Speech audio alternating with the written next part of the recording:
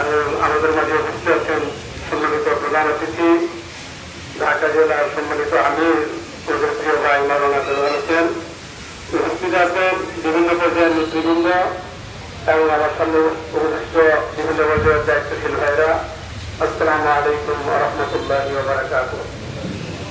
আল্লাহ রাব্বুল আলামিনের দরবারে শুকর আদায় করছি এই জন্য যে মহান আল্লাহ সুবহানাহু ওয়া তাআলা আমাদেরকে মেহরবানি করে দয়া করে মায়া করে দীর্ঘ অনেক বছর পরে 17 বছর পরে উন্মুক্ত ময়দানে উন্মুক্ত পরিবেশে একদম নিশ্চিন্ত মনে একটা দুর্নীতি প্রোগ্রামে আসার এবং বসার তৌফিক দান করলেন। এই জন্য আমরা সবাই বলি আলহামদুলিল্লাহ। অসংখ্য দরুদ ও সালাত পেশ করছি আমাদের প্রিয় নবী সৈয়দনা হযরত মুহাম্মদ মুস্তাফা আহমদ মুস্তাফা সাল্লাল্লাহু আলাইহি ওয়াসাল্লামের সামনে। সম্মানিত ভাইরা, আল্লাহ সুবহানাহু ওয়া তাআলা কোরআনে কারীমে বলেছেন, ইউরিদুন আল্লাহ লিইউতিউ নূরাল্লাহ লিয়াহযু আল্লাহু বিকুল্লি নূরিহি ওয়ালাউ কারিহাল কাফিরুন।